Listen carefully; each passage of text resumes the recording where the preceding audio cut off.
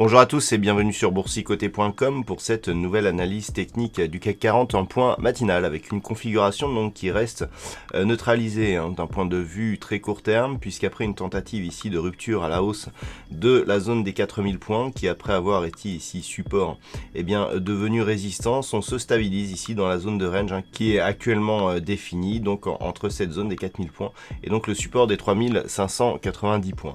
Donc pour l'instant c'est un statu quo par rapport à une poursuite de la baisse. On reste dans une dynamique donc fortement baissière avec des contacts rapprochés ici de la bande de Bollinger inférieure et avec une évolution qui se fait ici sous la moyenne mobile 20 exponentielle.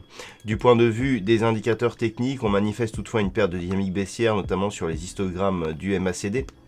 Le RSI, quant à lui, sur cette unité de temps H4, est en train de ressortir ici de sa zone de survente, ce qui peut là aussi constituer le début d'un rebond.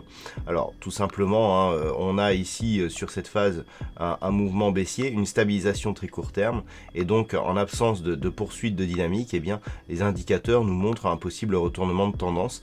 Après, pour valider ce retournement, il faudrait passer durablement au moins au-delà des 4000 points. Donc si on regarde aussi les indicateurs, on peut constater que la divergence baissière sur laquelle j'attire votre attention depuis maintenant quelques jours, elle est toujours en place. On la voit bien notamment ici sur le RSI, avec ici des points bas qui montent alors que les points bas ici descendent sur le graphe. Et dans un cadre plus large, on avait ce point bas ici qui était venu très bas dans la zone de survente du RSI, qui est beaucoup plus haut que les points bas actuels. Donc un premier signal ici d'un possible affaiblissement ici de la dynamique en cours. Donc sur cette séance, on voit donc que les cours ne parviennent pas à passer durablement au-dessus de la zone des 4000 points. On a ici une petite zone de support oblique qui est en train de se mettre en place. Donc il va vraiment falloir voir ce que ça donnera aujourd'hui. Hier, j'attirais votre attention sur le fait que en daily, on avait des ombres basses qui commençaient à apparaître sur les bougies.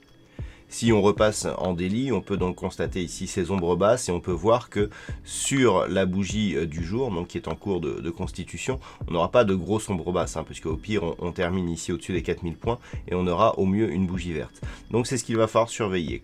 La manière dont se clôturera cette bougie sera révélatrice de la possible évolution de tendance. Si on repart ici sur une bougie rouge à forte conviction, on sera dans une phase de neutralisation d'une dynamique qui restera fortement baissière.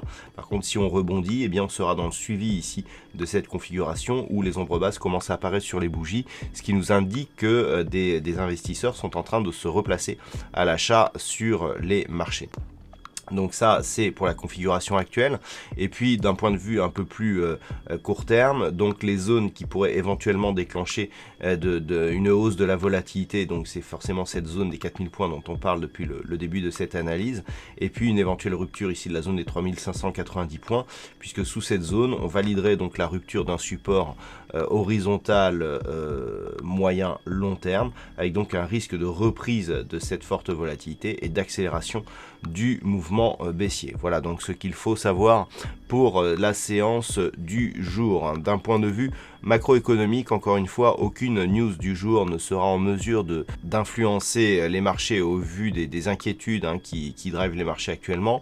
Donc malgré tout, nous avons à 10h les chiffres de l'inflation de la zone euro. Et puis cet après-midi, du côté des États-Unis, à 13h30, nous aurons les chiffres de l'immobilier ainsi que les chiffres d'inflation du Canada. Donc les chiffres de l'immobilier, c'était pour les États-Unis. Et puis à 15h30, nous aurons les chiffres du pétrole, les stocks de pétrole brut, qui, vu le contexte actuel, pourraient avoir une influence sur l'évolution des cours du WTI. Et puis, assez important pour ceux qui tradent certaines devises, et notamment le dollar néo-zélandais, nous avons à 22h45 la diffusion du PIB trimestriel de la Nouvelle-Zélande. Voilà donc pour cette analyse. Passez une bonne séance à la maison pour la plupart d'entre vous en confinement. Donc, je vous rappelle que si vous êtes confiné à la maison, vous pouvez venir échanger sur le chat du site boursicoté.com. Bonne journée à tous et on se retrouve dès ce soir pour toutes les autres analyses techniques du site boursicoté.com.